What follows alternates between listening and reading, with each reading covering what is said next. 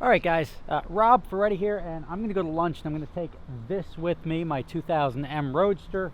And the point of today's video is to tell you essentially about things that shouldn't go wrong in 100,000 miles that essentially have gone wrong in 100,000 miles. And I'm saying BMW. I'm not saying buy a Chevy or a Kia and not expect things to break. But this is a BMW, and with a not base model BMW, I had slightly higher expectations, and I'll show you why. All right.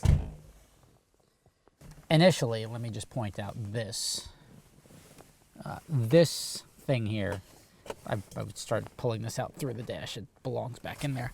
But that's because this fell off, and it's just glue. And I get it. Like, things go bad over time, but I had a 300,000 mile BMW, that the Craigslist BMW, which wasn't this bad. Like interior stuff like this, peeling up. I mean, that's just bad quality, essentially glue and craftsmanship, and that's not really what you expect. Now, we'll get into the shifter in a second, but let's start getting on the road here. I'm going to take you to one of my favorite places, which is local, and it's called the filling station. All right, so first let me get this out of the way. I don't think it's a bad car. I mean, drivability-wise, it drives really nice for a 100,000 mile car. That's essentially what I was expecting when I got into this. It's the little craftsmanship issues that I really am not too thrilled about. It's stuff that I don't really want to spend the money to fix on a $10,000 car. But also, it's not what you expect from BMW engineering. Remember, I had a 300,000 mile 5 Series, and that was older than this, and it was nicer. When I say nicer, the interior held up better with 3 times the mileage than this one does, and that's sort of what caught me off guard a little bit and disappointed me a little bit. Now, I don't know what the previous owners did with it, but there was no indication that this car was A, not the accurate mileage, and B, that it was neglected in any way, shape, or form. The guy I bought it from had it parked in his garage. It's not there's no indication that, like, wow, this car is really beat to shit. You really bought a salvage wreck or a rebuilt car or anything like that. It was a good, clean car, and it showed nice. It does need a detail on the outside.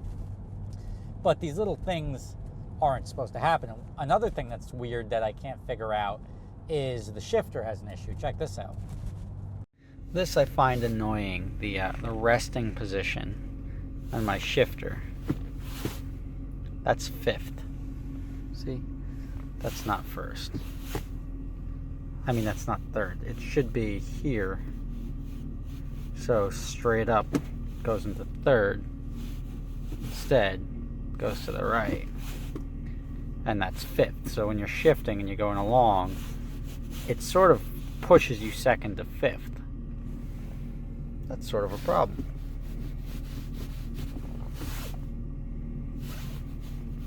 See, that's as far. This is for reverse. How you fix that? That's 5. That's 3.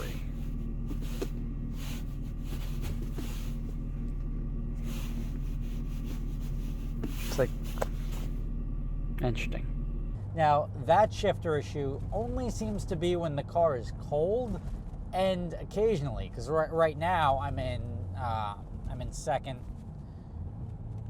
right up to 3rd. That was not a problem. But it does have that issue where, and it's not just once that's happened, it's been a couple of times, where the shifter does hang right. No matter what you do, if you try to like realign it by popping it into neutral, you drive it for a bit, but when it warms up, it seems to straighten itself out, which is sort of weird. That's new to me. And then probably one of my biggest pet peeves in this car is if you drive it hard.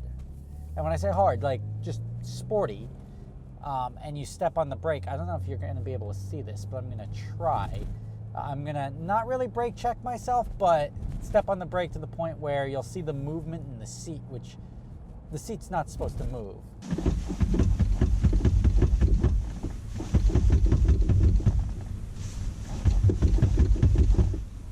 So you definitely don't want your seat rocking around, and that's really unexpected. I don't know what sort of wear has to take place in order for the shifter to go there or for the seat to wear down. I don't know if it's like a fat guy used to own it, so there was more momentum when he braked and the track got a little bit worn down.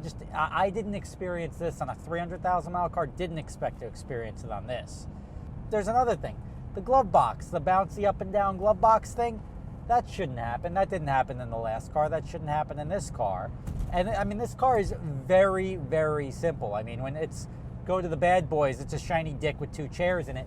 That's all this really is. There's not a lot going on in this car. 2 seats, nothing else. The convertible top is electric, but it's got the manual component that you have to latch it in and pop it up in order to open it.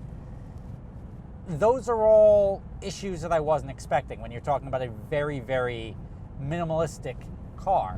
And the last issue, which is probably the weirdest wear item that you could have, is the emblem on the front. The BMW portion of it wore away. It like fell onto the ground. And not for nothing, that's sort of an indicator you don't want your logo. Of all things that have to hold true forever, you don't want your logo to go to shit. And that's effectively what happened on the front of it. Is the logo went to shit and it disappeared. That was also the case on the other M3 that I had that I gave away, the giveaway car.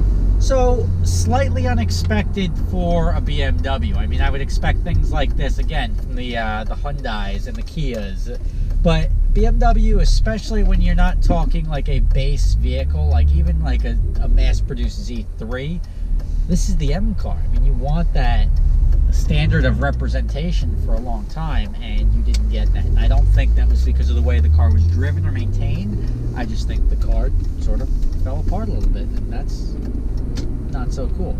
But in related news, everybody, if you check the link in the description, I'm going to put a link to the car hauler designs. And I know the design that we're going with. We're going Road Force 1 style, something mocked up after the Air Force 1 livery that you see on the presidential planes.